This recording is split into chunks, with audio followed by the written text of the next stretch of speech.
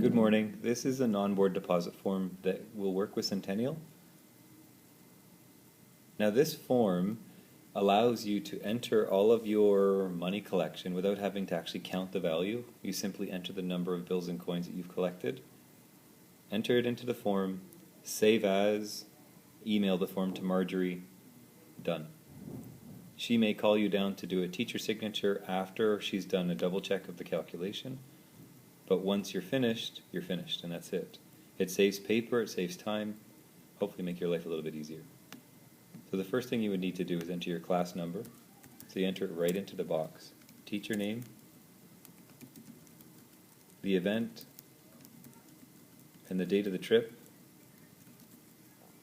The cost per person, you just enter the value. Number participating is the number of students in your class, and the number paid could be the number of students that have already given you money. Once you've entered that information, then you simply count the number of bills that you have, enter that into the form, and it will total the number of bills that you've collected. There is also a section down here for loose coin and for rolled coin, just in case you get it. Everything in blue with the yellow cells, that's for office use only. Now you'll notice that on the bottom right in green, the teacher's total deposit was $510, so that's how much I've entered, theoretically speaking.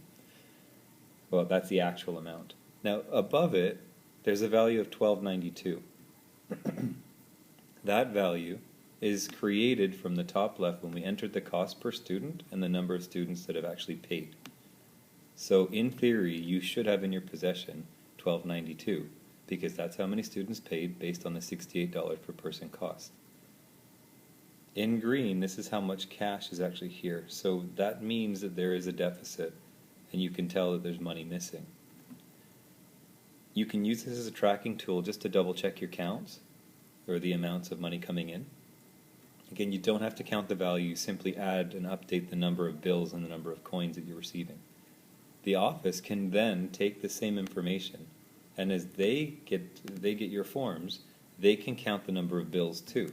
And as they count the number of bills, they may end up with this information. So you'll notice that the office would fill this in as a quick double check just to make sure it's accurate.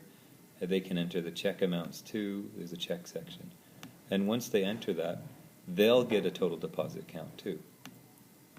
Then they can use the office deposit analysis, and they can use information associated with the theoretical analysis to, it'll flag, it'll tell them whether or not they need to contact you, there may be a discrepancy, or whether or not everything is balanced or there's a surplus. So again, when you're finished, please make sure that you have signed off on your work, date it, and email it through rather than printing it. But it is printable.